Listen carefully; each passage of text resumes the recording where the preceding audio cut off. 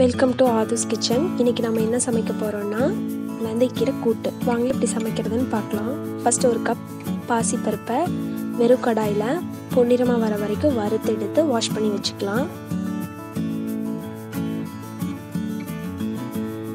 இப்போ ஒரு பாத்திரத்தில் வேணுங்கிற அளவுக்கு தண்ணி விட்டு இந்த வாஷ் பண்ணி வச்ச பருப்பையும் உள்ள ஆட் பண்ணிக்கலாம். பருப்பு வேகும்போது நம்ம கரண்டி விட்டு வெந்துருச்சான்னு பார்க்கக்கூடாது. இப்போ நம்ம ஓரளவுக்கு பருப்பு வெந்துருச்சு.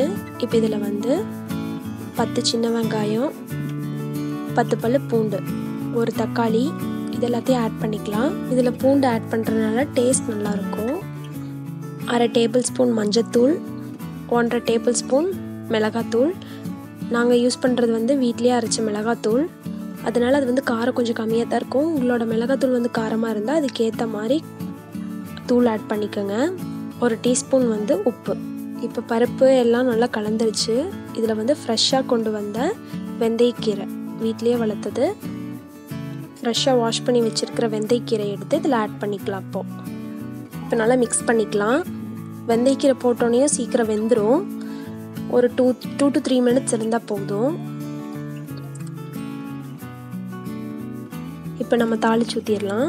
இன்னொரு பேனில் 1 டேபிள் ஸ்பூன் அளவுக்கு எண்ணெய் விட்டு எண்ணெய் காஞ்சோனையும் ஜீரகம் போட்டுக்கலாம். ஜீரகம் கொஞ்சம் லைட்டாக பொரிஞ்சோனையும் 2 to 3 சின்ன வெங்காயத்தை கட் பண்ணி வச்சு அதில் போட்டு வணக்கிக்கலாம்.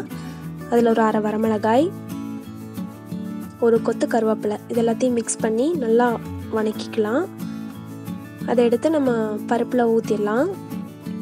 நல்லா மிக்ஸ் பண்ணி ஒரு 5 மினிட்ஸ் வரைக்கும் நல்லா கொதிச்சா வெந்தயக்கீரை கூட்டு ரெடி. இந்த வீடியோ உங்களுக்கு பிடிச்சிருந்தா லைக் பண்ணுங்கள், ஷேர் பண்ணுங்கள், சப்ஸ்கிரைப் பண்ணுங்கள். உங்களோட கமெண்ட்ஸை கமெண்ட் செக்ஷனில் சொல்லுங்கள்.